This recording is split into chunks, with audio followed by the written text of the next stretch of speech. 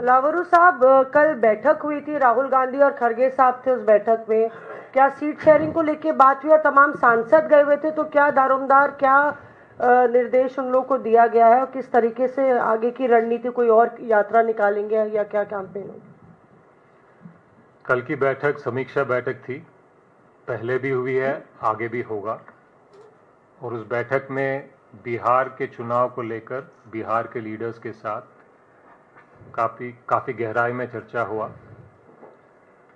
Seat sharing, candidate selection, campaign, manifesto, हर मुद्दे पे डिस्कस हुआ और आगे जो भी निर्णय हुआ है उस पे हम आगे बढ़ रहे हैं। सर, दूसरी कोई यात्रा फिर प्रस्तावित है क्या, राहुल गांधी की या संयुक्त दोनों गठबंधन की या अकेले की?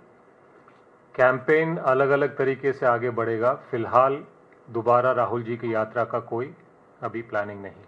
सर 2003 के दौरान भी एसआईआर प्रोसेस हुई थी। ये पहली बात नहीं है जब एसआईआर प्रोसेस हो रही है, और उस समय आरजेडी की सरकार भी थी जो कि आपके सहयोगी संगठन है अभी।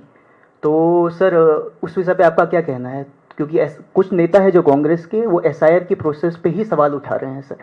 तो अगर देश की वोटर लिस्ट में शुद्धिकरण होगा और जो वोटर ऐड नहीं होने चाहिए वो अगर ऐड इलेक्शन कमीशन उसे हटा रही है, तो इस प्रक्रिया का समर्थन नहीं होना चाहिए सर? आपने अगर स्टडी किया होगा कि 2003 के एसआईआर और 2025 के एसआईआर में क्या फ़र्क है, तो आप शायद ये सवाल नहीं पूछते। पहली बात तो उस प्रक्रिया के लिए अच्छा खासा समय दिया गया था। प्रक्रिया बनाने से पहले चर्चा हुई थी, चुनाव से पहले प्रक्रिया नहीं हुई थी। इस बार जो प्रक्रिया हुई है हड़बड़ी में हुई है, रातों रात हुई है, बिना चर्चा के हुई है, बिना सोच समझ के नियम बनाए गए हैं जिसकी जिक्र हमने किया है। कोई भी प्रक्रिया बनाते हो, बिहार जैसे प्रदेश में जहां पे लगभग 8 करोड़ वोटर हैं, तो ये बच्चा भी आपको समझा देगा कि कम से कम 1 साल का समय चाहिए अगर इसको ढंग से करना हो तो। और जो प्रमाण पत्र सबसे ज्यादा गरीब लोगों के पास हैं, जो बाकी सारे महत्वपूर्ण काम के लिए माने जाते हैं, उसको बिहार में 1 महीने के प्रक्रिया से काटने का मंशा क्या था, सेंस क्या था?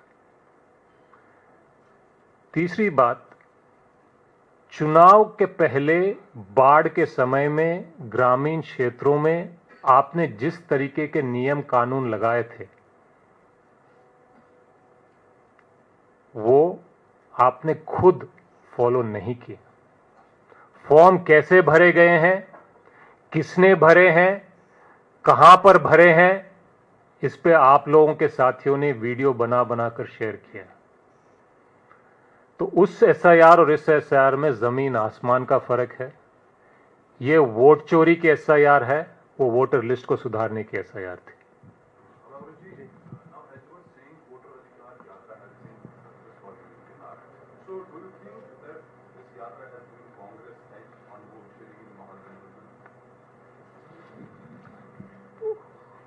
सो वोट चोरी जो मामला है, ये एक चुनाव का एक कैंपेन नहीं है।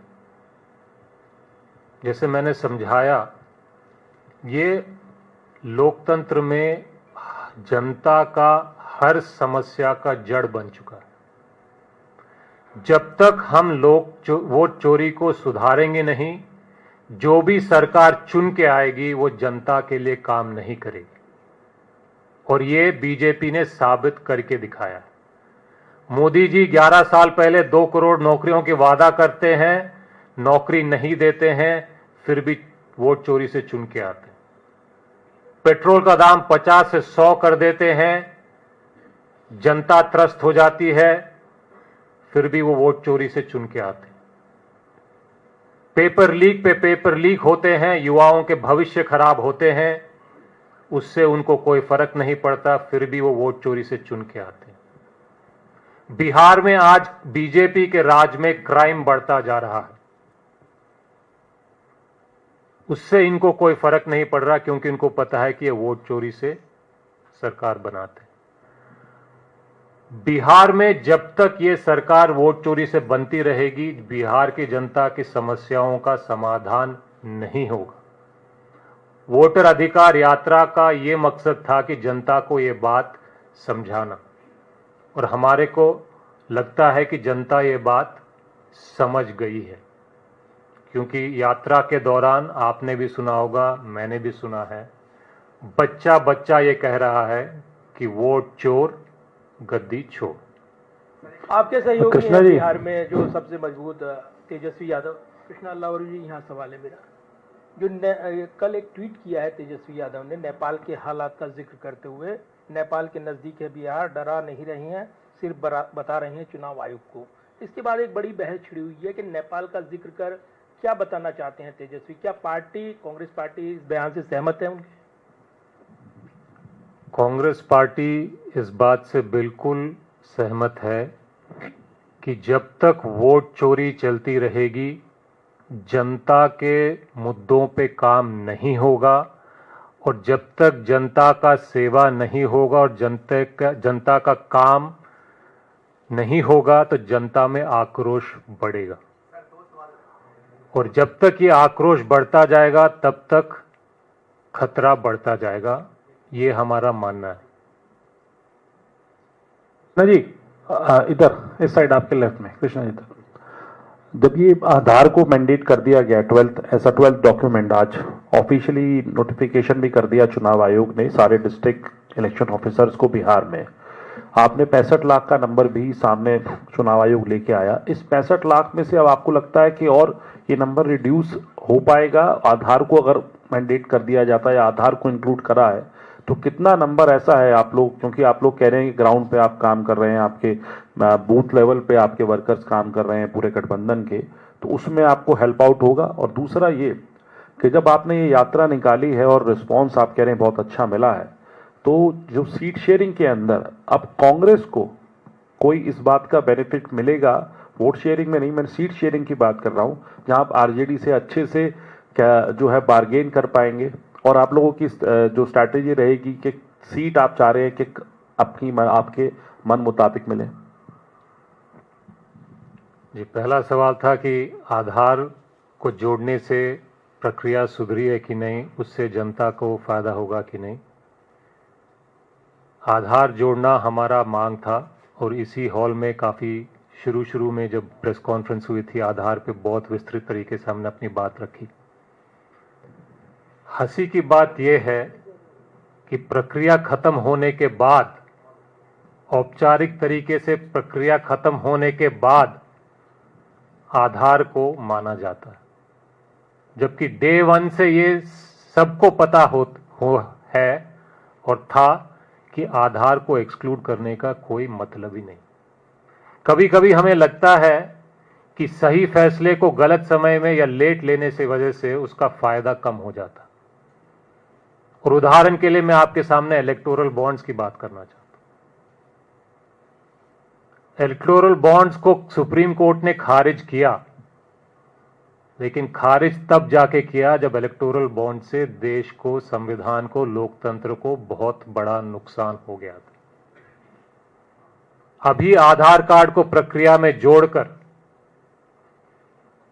फायदा पहुंचाने का हेडलाइन तो हो जाता है, लेकिन प्रक्रिया इतनी आगे बढ़ चुकी है कि जिसको उसके फायदा पहुंचाना था तो शायद उसको उतना फायदा नहीं पहुंच पाता। रही वोटर अधिकार यात्रा की बेनिफिट की, गठबंधन को वोटर अधिकार यात्रा से फर्क पड़ा है। जनता के बीच में हमारा मुद्दा चला गया है। सीट शेयरिंग का मामला है, वोटर अधिकार यात्रा से हम ये नहीं मानते कि हमें ज़्यादा सीट या कम सीट मिलने चाहिए। हमारा शुरू से कहना है कि गठबंधन में नए लोग आएंगे, नए पार्टीज आएंगे, नए पार्टनर्स आएंगे, तो गठबंधन के हर एक साथी को अपने किट्टी में से कंट्रीब्यूट करना पड़ेगा, तभी नए लोगों को स्पेस मिलेगा। एक बात। दूसरी बात, हर सीट में, हर प्रदेश में अच्छे सीट होते हैं, खराब सीट होते हैं, और हमारा मानना है कि ऐसा नहीं होना चाहिए कि किसी दल को सब अच्छे सीट मिल रहे हैं और किसी दल को खराब सीट मिल रहे हैं। सीटों के बंटवारा में अच्छे और बुरे सीट का संतुलन होना चाहिए। और आखिरी बात, हमारा प्रयास ये है कि वक्त रहते रहते सीट शेयरिंग को पॉजिटिवली हम आगे बढ़ाएं और हमें इस पे अभी तक सफलता मिल रही है। अल्लावर जी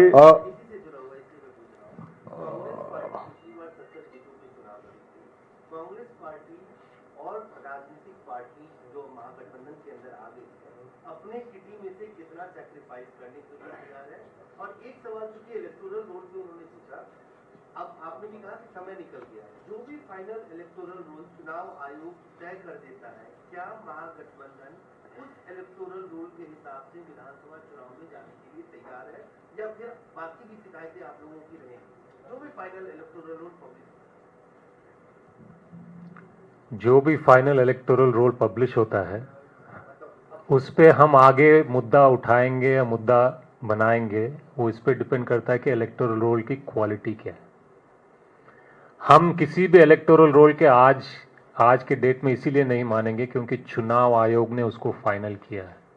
क्योंकि जैसे मैंने कहा, इस मैच में अंपायर फिक्स्ड है।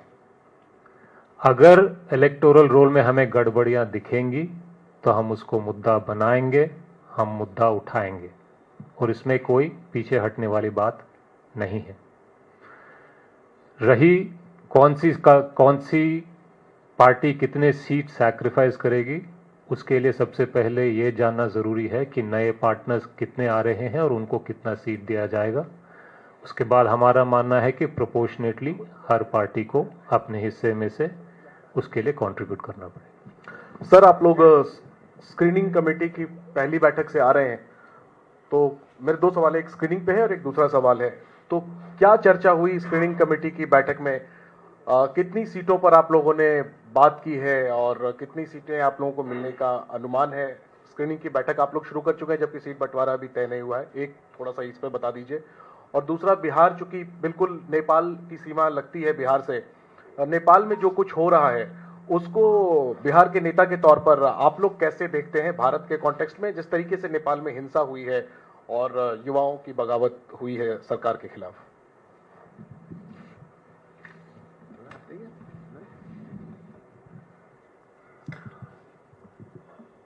ये बात तो सर्वमान्य है कि किसी भी पड़ोसी देश, खास तौर पर नेपाल के संदर्भ में शांति बहाल रहे, इसकी इच्छा सब लोग करते हैं।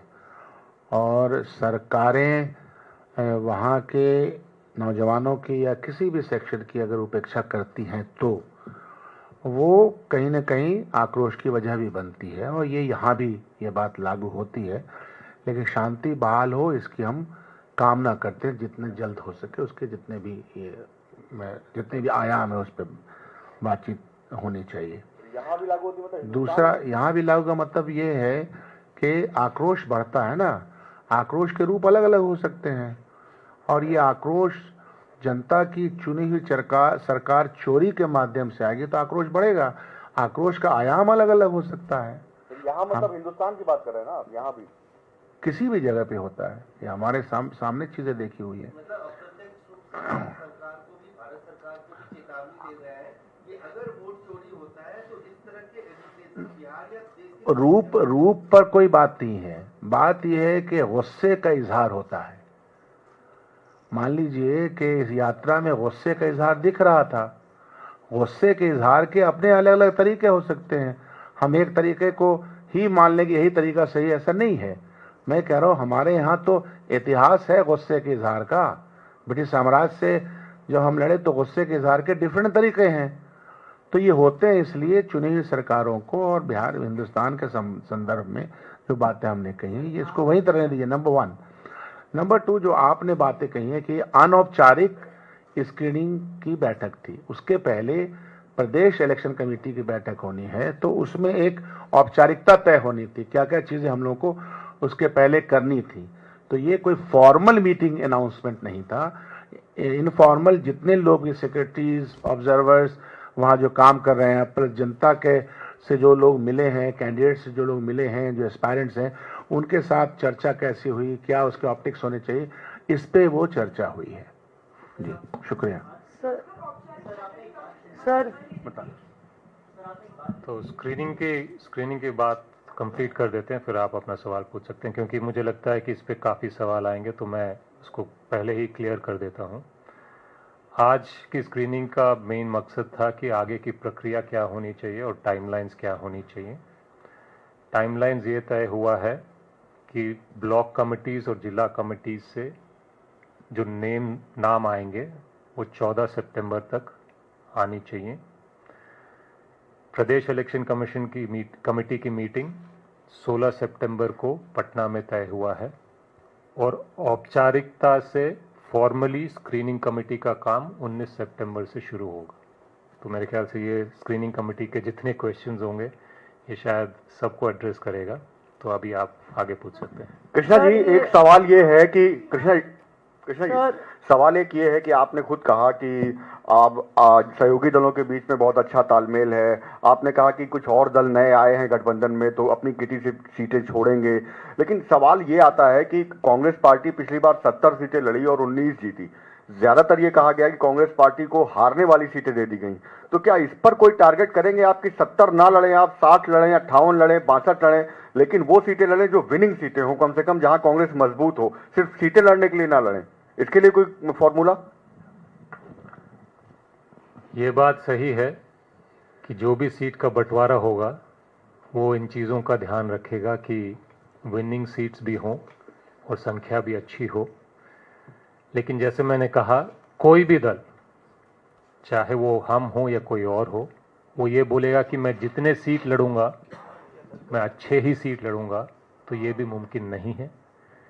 किसी भी गठबंधन को आगे बढ़ाने के लिए संतुलन ज़रूरी है, बैलेंस ज़रूरी है। इसलिए मुझे लगता है कि सीट शेयरिंग में इस बार इस चीज़ का विशेष ध्यान हम रखने का प्रयास कर रहे हैं और अभी तक अच्छा प्रोग्रेस है। सर मेरा सवाल ये है क्या ऐसी परिस्थिति उत्पन्न हो रही है कि सारी खराब सीटें एक दल को जा रही हैं और सारी अच्छी, क्योंकि आपने कहा, और दूसरा कि क्या सिटिंग एमएलएस के पत्ते कटेंगे, क्योंकि सिटिंग एमएलएस भी हैं आपके, उनके पत्ते, या उनको दोबारा टिकट दिया जाएगा? ये इन सारे मुद्दे का जो है हम इंटरनल अपने पार्टनरों के साथ ऑडिट कर रहे हैं, और ये जो ऑडिट हम आपस में कर रहे हैं हर मुद्दे पर कर रहे हैं।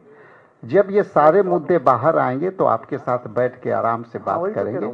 लेकिन हमारी प्रायोरिटी जो बिहार में लॉ एंड ऑर्डर का है, इशू बेस जो हमारा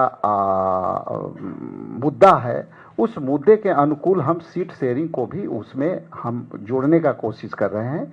लेकिन इतना ज़रूर कहूँगा कि आपकी जितना भी सवाल आते हैं उस हर सवाल हमारे लिए महत्वपूर्ण होते हैं और उस पर हम सकारात्मक रूप से अंदर भी हम बात करते हैं। बहुत बहुत धन्यवाद। सर एक सवाल सर इधर से ले लीजिए। सर एक सवाल ये है कि सप्लीमेंट्री सवाल बहुत आ रहे हैं, एक सवाल के बाद एक सवाल। सप्लीमेंट्री के लिए कागज भी ऐड कर। सर सुनिए ना, ये बात एक ज्वाइंट मैनिफेस्टो की बात हो रही थी, चर्चा हो रही थी, तो क्या एक इंपॉर्टेंट एस्पेक्ट है इस पूरी कैंपेन का कि क्या आपके ज्वाइंट मैनिफेस्टो पे आपकी कोई बात हुई है? अगर हुई है तो उसके बारे में क्या प्रोग्रेस है और क्या उसके किसी पॉइंट्स पे आप लोग बात करना चाहेंगे? ज्वाइंट मैनिफेस्टो देखिए, हमारी एक मुख्य कमिटियां हैं, वो है कोऑर्डिनेशन कमेटी। उसमें हमारा मैनिफेस्टो कमेटी भी है, कैंपेनिंग कमेटी भी है, और उस पर हम बहुत तेजी से काम किए हैं। जहाँ तक आप मैनिफेस्टो के बात कर रहे हैं, तो हम बहुत जल्दी ही आपके बीच कई गुलदस्ते के रूप में हम हर घर अधिकार यात्रा को, हर घर जो है अधिकार को लेकर के हम door to door campaigning jointly करने जा रहे हैं, जिसमें हम खास करके माई बहन मान योजना जो 2500 रुपये है, 200 यूनिट बिजली माफ़ी का जो है सवाल है, हम 25 लाख के जो है हम स्वास्थ्य बीमा देंगे। तो ये सब मैनिफेस्टो का पार्ट है, आएगा वो, ये मैनिफेस्टो महागठबंधन का ही बात हो रहा है। प्रक्रिया मैं क्लियर कर देता हूं। महागठबंधन का मैनिफेस्टो कमेटी है जो इसमें तमाम गठबंधन के पार्टनर्स के रिप्रेजेंटेटिव्स हैं। उन्होंने एक डिटेल मैनिफेस्टो सबमिट किया है, प्रेजेंट किया है कोऑर्डिनेशन कमेटी को। उस पर विचार हुआ है उस पर कुछ फीडबैक दे रहे हैं और दोबारा वो कमेटी आने वाले हफ्ते से मीट करेगी ताकि मैनिफेस्टो को एक फाइनल रूपरेखा दिया जाए। और ये गठबंधन की कमेटी है तो मैनिफेस्टो भी गठबंधन का ही होगा।